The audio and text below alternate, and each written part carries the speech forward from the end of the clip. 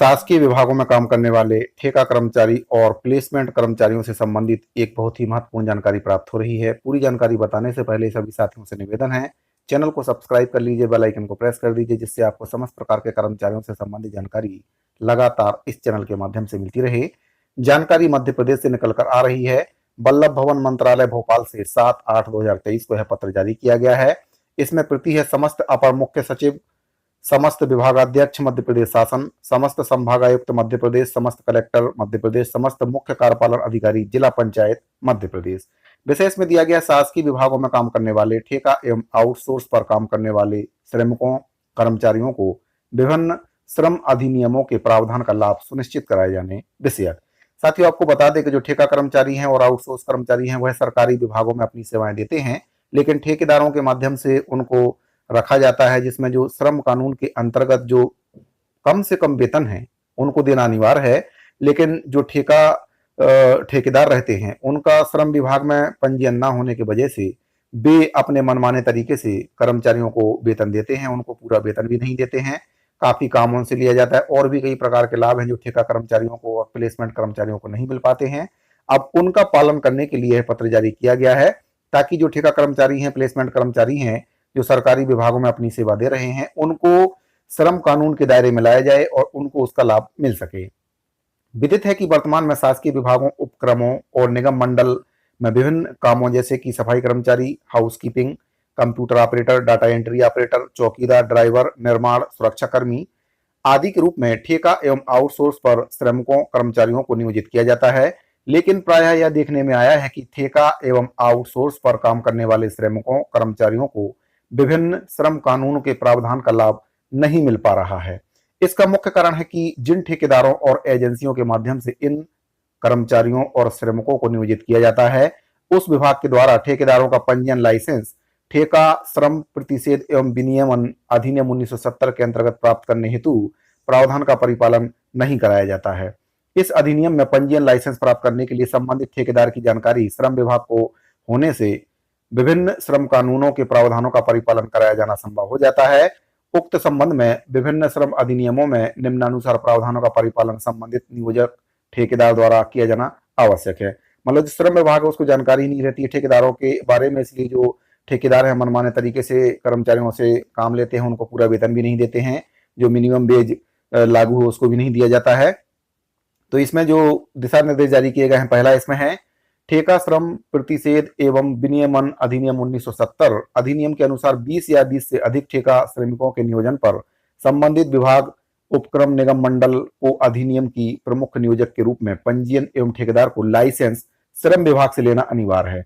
मतलब श्रम विभाग से लाइसेंस लेंगे तो श्रम विभाग को जानकारी रहेगा कि ये ठेकेदार कर्मचारियों से काम ले रहा है, तो उसको श्रम विभाग का जो नियम है 1948 का, उसके अंतर्गत जो मिनिमम वेतन निर्धारण किया गया है उसको कर्मचारियों को देना अनिवार्य हो जाता है। पंजीयन, लाइसेंस संबंधी संपूर्ण प्रक्रिया तथा प्रपत्र आदि की जानकारी श्रम विभागीय पोर्टल प्रदर्शित है। दूसरा इसमें बताया गया है कि ठेका एवं आउटसोर्स पर काम करने वाले श्रमिकों कर्मचारियों को ठेका श्रम प्रतिषेध एवं विनियमन अधिनियम 1970 भवन एवं अन्य सन्निर्माण कर्मकार नियोजन का विनियमन एवं सेवा शर्तें अधिनियम 1996, न्यूनतम मजदूरी अधिनियम 1948, वेतन भुगतान अधिनियम 1936 एवं बोनस भुगतान अधिनियम 1965 आदि में वर्णित प्रावधान का लाभ मिलना कानूनी रूप से अनिवार्य है। मतलब जो कर्मचारी हैं उनको 1948 का जो वेतन भुगतान अधिनियम है उसके तहत वेतन देना अनिवार्य है। कम से कम जो वेतन निर्धारण किया गया है श्रम विभाग की ओर से वह कर्मचारियों को मिलना जरूरी है, लेकिन ठेकेदारों के द्वारा नहीं दिया जाता। इसी के संबंध में अब श्रम विभाग से ठेकेदारों को पंजीयन कराना अनिवार्य है।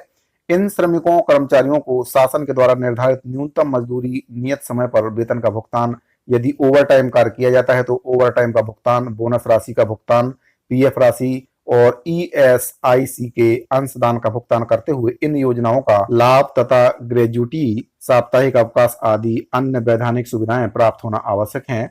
मतलब इस नियम के अंतर्गत जो कर्मचारी हैं अगर उनसे ओवर टाइम काम कराया जाता है तो उनको उसको ओवर टाइम का भुगतान करना पड़ेगा, बोनस भी देना पड़ेगा, उनको एसआईसी के अंशदान का भुगतान भी किया जाना है और इसके बाद उनको जो साप्ताहिक अवकाश है उसका भी लाभ उनको मिलना है। और भी कई प्रकार की सुविधाएं हैं जो कर्मचारियों को मिलना चाहिए लेकिन ठेकेदारों के द्वारा उनको नहीं दी जाती हैं। तो इस आदेश के तहत आप वे सभी सुविधाएं ठेकेदारों के द्वारा कर्मचारियों को देनी होंगी, जो भी ठेका के अंतर्गत और प्लेसमेंट के अंतर्गत कर्मचारी काम कर रहे हैं।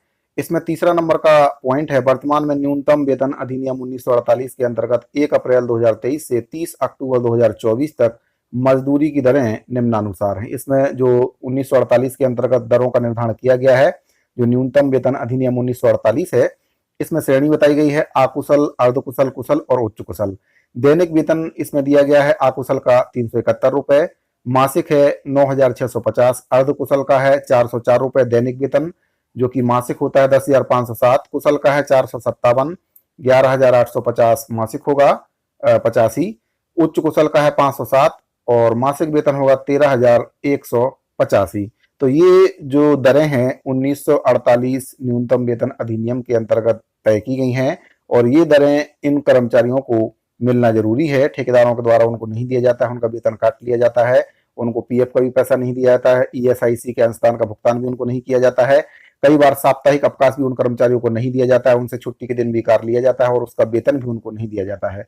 तो ओवर टाइम अगर कराते हैं तो उसका वेतन भी इसमें देना पड़ेगा। और भी कई प्रकार के इसमें नियम हैं जो इस पत्र के माध्यम से बताए गए हैं। तो 1948 के मिनिमम वेतन का निर्धारण जो है उसके तहत समस्त ठेकेदारों के अंडर में जो कर्मचारी कार्य करते हैं, प्लेसमेंट कर्मचारी जो प्लेसमेंट कंपनियों के माध्यम से काम करते हैं, उनको 1948 मिनिमम वेतन का निर्धारण किया गया है और वह वेतन उनको हर हाल में मिलना है और इसके संबंध में इस पत्र के माध्यम से दिशा निर्देश जारी किए गए हैं। इनका पालन करने के लिए आदेश जारी किया गया है ताकि जो कर्मचारी हैं उनका शोषण ना हो सके, उनको सभी प्रकार के लाभ मिल सकें जो ठेकेदारों के द्वारा उनको नहीं दिए जाते हैं। यह आदेश मध्य प्रदेश का है। ऐसा ही सेम छत्तीसगढ़ में भी है। छत्तीसगढ़ में भी ठेकेदारों के द्वारा कर्मचारियों का शोषण किया जाता है, उनको कई प्रकार की सुविधाएं नहीं दी जाती हैं, उनका वेतन भी काट लिया जाता है, उनको पीएफ का राशि का लाभ भी नहीं दिया जाता है। अगर आप इस पूरे आदेश की पीडीएफ फाइल को डाउनलोड करना चाहते हैं तो हमारे टेलीग्राम चैनल पर इसका पूरा पीडीएफ फाइल आपको मिल जाएगा। तो यह आदेश मध्य प्रदेश सरकार के द्वारा जारी किया गया है ताकि जो श्रम अधिनियम 1948 है उसके अंतर्गत जो मिनिमम वेतन का निर्धारण किया गया है उसका लाभ प्रदेश के समस्त ठेका कर्मी और प्लेसमेंट कर्मचारी हैं उनको मिल सके, जो कि ठेकेदारों के द्वारा नहीं दिया जाता है। अब इस आदेश के तहत ठेकेदारों को श्रम विभाग में पंजीयन कराना पड़ेगा, जिससे श्रम विभाग को ठेकेदारों की जानकारी रहेगी और जो भी ठेकेदार कर्मचारियों को इसका लाभ नहीं देंगे उनके ऊपर कार्रवाई हो सकती है। साथियों, अगर आप इस आदेश की पीडीएफ फाइल को डाउनलोड करना चाहते हैं तो हमारे टेलीग्राम चैनल पर इसका पीडीएफ फाइल आपको मिल जाएगा। टेलीग्राम चैनल का लिंक वीडियो के डिस्क्रिप्शन में दिया गया है, आप उसको जाकर ज्वाइन कर सकते हैं। इस वीडियो फिलहाल इतना ही, मिलते हैं अगली वीडियो में, तब तक के लिए दीजिए इजाजत। धन्यवाद।